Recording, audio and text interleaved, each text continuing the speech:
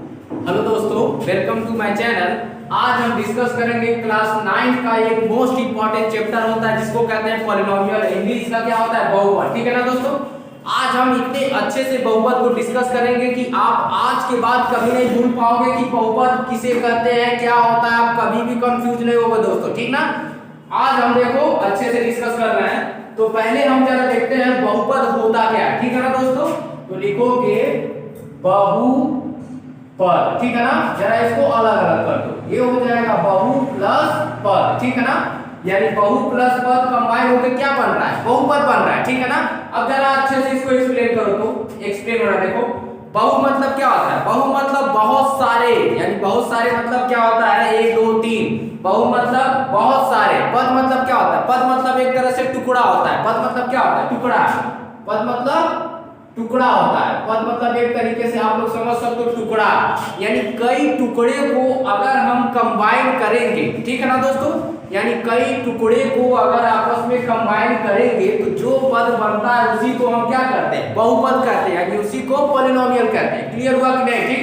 जैसे एग्जांपल में आपको देखो, एग्जांपल में देखो ax प्लस b। एग्जांपल में क्या है? ax प्लस b, ठीक है ना दोस्तों। यानी देखो एक पद ये है, एक पद ये है, यानी एक तरीके से ये समझो, एक टुकड़ा ये है, एक टुकड़ा ये है। यानी एक टुकड़े को जब किसी दूसरे या तीसरे टुकड़े में कंबाइन करते हैं तो वही हमारा क्या होता है? बहुपद बनता है। क्लियर हुआ कि नहीं? जैसे एग्जांपल में ये देखो, एग्जांपल में ये ax square plus bx plus c। यहाँ देखो कितने पद है? 1 2 3, यानी 3 पद है। यानी ये भी हमारा क्या है? 3 टुकड़ों को एक में कंबाइन किया गया है, वही हमारा क्या होता है? बहुपद होता है। क्लियर हुआ कि नहीं दोस्तों?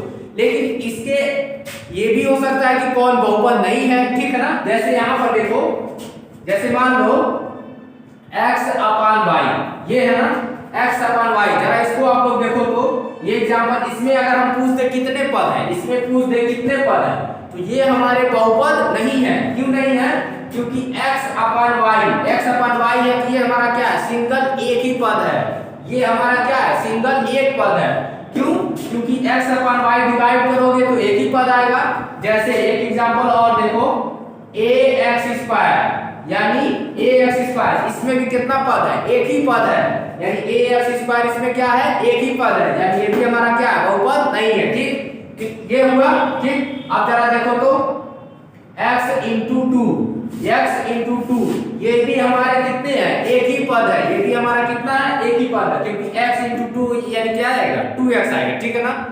यानी बहुपद के टुकड़ों को यहां से आप क्लियर करो, बहुपद के टुकड़ों को अलग अलग कैसे किया जा सकता है?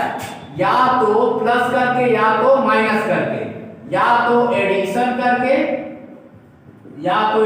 करके, या तो सब्ट्रैक्ट करके। क्लियर हुआ कि नहीं? या तो जोड़ के, या तो घटा के। जैसे एग्जांपल आप देखो, या तो जोड़ के या तो घटा के। जैसे एग्जांपल देखो, ये हो जाएगा ax square bx plus c, ठीक। या एग्जांपल ये हो जाएगा ax minus b plus c। यहाँ देखो कितने पद हैं? 1 2 3 पद है, ठीक। यहाँ कितने पद है? 1 2 3, ये भी 3 पद है, ठीक ना। यानी बहुपद अलग अलग टुकड़ों में कैसे भी, अलग अलग टुकड़ों में कैसे हो सकता है? या तो प्लस होके, या तो माइनस होके। डिवाइड होके कभी भी नहीं हो सकता है दोस्तों, ठीक है ना। यानी भाग और गुणा, कभी दो पदों को अलग अलग नहीं कर सकता। वो क्या करता है? एक ही पद रहता है, एक ही में कंबाइन किया रहता है, ठीक है ना। अब आप लोग बहुपद तो जान गए कैसे क्या होता है। अब बहुपद के कुछ क्राइटेरिया होती है, जो जिसको हम क्या करते हैं? बहुपद अपने अंदर कंटेन किया रहता है। जैसे मान लो हर एक इंसान का अपना एक गुण होता है, उस गुण को प्रदर्शित करना चाहता है कि ये इसके जैसा, वो इसके जैसा। इसी तरीके से बहुपद भी क्या होता है? बहुपद का एक अपना एक क्राइटेरिया होता है कि कौन सा पद जो है बहुपद है, कौन सा बहुपद नहीं है। वो क्या करना चाहिए? अगर कोई भी बहुपद हमको पता करना है कि अगर ये बहुपद वास्तव में रिजल्ट में ये बहुपद है, तो उस क्राइटेरिया को क्या करना चाहिए? फॉलो करना चाहिए, ठीक है ना दोस्तों। जैसे इसके कुछ क्राइटेरिया ये होते हैं। जैसे पहला ये होता है कि बहुपद के जो घात होते हैं, बहुपद के जो घात होते हैं वो हमारे कभी माइनस में नहीं होते हैं, यानी बहुपद के जो घात होते हैं कभी माइनस में नहीं होते हैं, ठीक है ना। यानी बहुपद के घात कभी माइनस नहीं होते, ठीक है ना। यानी पहला क्राइटेरिया ये है कि जो बहुपद के घात होते हैं कभी माइनस में नहीं होते, ठीक। दूसरा क्या है, बहुपद के घात आरोही या अवरोही क्रम में होते हैं, ठीक है ना दोस्तों।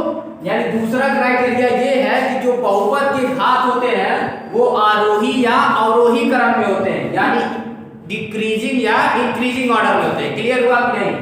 तीसरा क्या होता है, तीसरा होता है कि बहुपद के नियतांक, यानी बहुपद के नियतांक कभी नहीं बदलते हैं, ठीक है ना। ठीक है, ये देखिए दोस्तों, बहुपद के नियतांक, यानी बहुपद के नियतांक मतलब क्या होता है, कांस्टेंट होता है, यानी बहुपद के जो कांस्टेंट होते हैं वो कभी नहीं बदलते हैं, ठीक है ना, वो कभी नहीं बदलते हैं। और चौथा क्या होता है,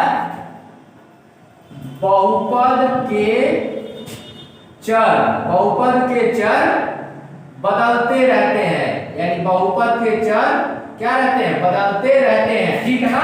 यानी ये चारों कंडीशन अगर फॉलो कर रहा है, अगर ये चारों कंडीशन फॉलो कर रहा है किसी पद के ऊपर, तो वो हमारा पद हमारा क्या हो जाएगा, बहुपद हो जाएगा। क्लियर हुआ कि नहीं आप लोग, ठीक है ना। अच्छे से समझो, आप लोग को एकदम समझ में आएगा, ठीक। यानी पहला क्राइटेरिया हमने क्या बताया, बहुपद के घात कभी माइनस में नहीं होते, ठीक। दूसरा ये बताया कि बहुपद के जो घात होते या तो आरोही क्रम में होते हैं या तो अवरोही क्रम में होते हैं, ठीक। तीसरा हमने ये बताया कि बहुपद के जो नियतांक होते हैं, नियतांक मतलब कांस्टेंट होते हैं, कांस्टेंट आप लोग समझते हो, ठीक है ना। यानी जो नॉन वेरिएबल होते हैं, यानी जो कांस्टेंट होते हैं वो नहीं बदलते हैं, वो समझ लीजिए एक जानी दुश्मन की तरह रहते हैं कि वो कभी नहीं बदलते, ठीक। और चौथा जो होता है, बहुपद के जो चर होता है जिसको आप लोग वेरिएबल कहते हो, X Y Z and so on, इस टाइप का जो रहता है, यानी ये हमारे क्या रहते हैं, बदलते रहते हैं। बदलते रहते का मतलब क्या है, कभी घात 1 हो जाएगा, कभी घात 2 हो जाएगा, कभी घात 3 हो जाएगा, समझे दोस्तों।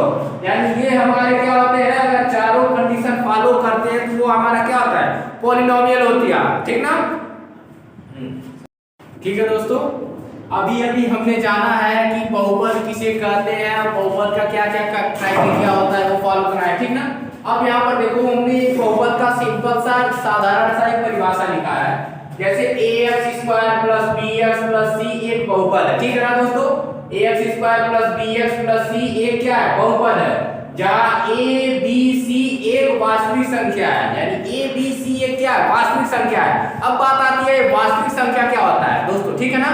आप लोग जानते होंगे वास्तविक संख्या जो होता है, परिमेय और अपरिमेय संख्याओं को क्या कहते हैं, वास्तविक संख्या कहते हैं। यानी परिमेय और अपरिमेय संख्याओं को क्या कहते हैं, वास्तविक संख्या कहते हैं, ठीक है ना। यानी a b c एक तरीके का हमारा क्या है, कांस्टेंट होता है, एक तरीके का कांस्टेंट होता है जो क्या होता है, वास्तविक संख्या होता है। वास्तविक संख्या क्या होता है, परिमेय और अपरिमेय दोनों संख्या उसमें इंक्लूड रहती है, ठीक है ना। और x का घात ऋणात्मक नहीं है, ठीक है ना।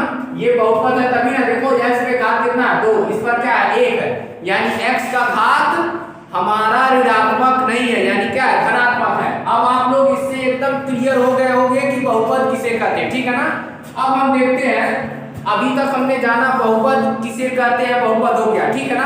अब हम देखेंगे बहुपद के प्रकार, क्या देखेंगे दोस्तों, बहुपद के प्रकार किसके आधार पर। बहुपद के 2 प्रकार होते हैं, एक बहुपद का प्रकार हो जाता है जो पद के आधार पर, 1 पद 2 पद 3 पद 4 पद ऐसे होते हैं। और दूसरा अभी हम पढ़ेंगे कि बहुपद का प्रकार जो किसके आधार पर होगा, घात के आधार पर, घात के आधार पर देखेंगे, ठीक ना।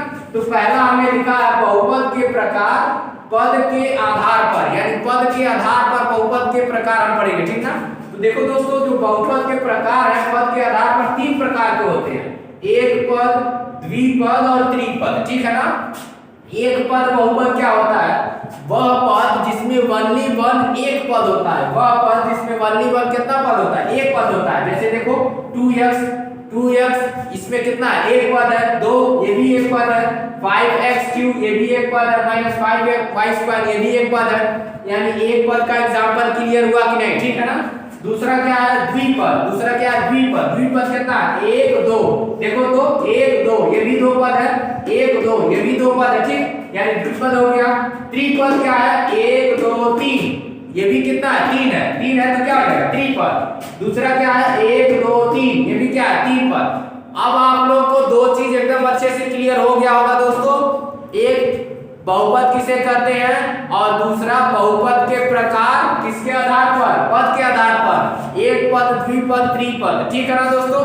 ये मेरा बहुपद का क्लास 9 का पहला लेक्चर है, ये मेरा बहुपद का क्लास 9 का पहला लेक्चर है। सेकेंड लेक्चर में आप लोग को हम पढ़ाएंगे कि बहुपद के प्रकार किसके आधार पर, घात के आधार पर, ठीक है ना दोस्तों। धन्यवाद, थैंक यू, जय हिंद।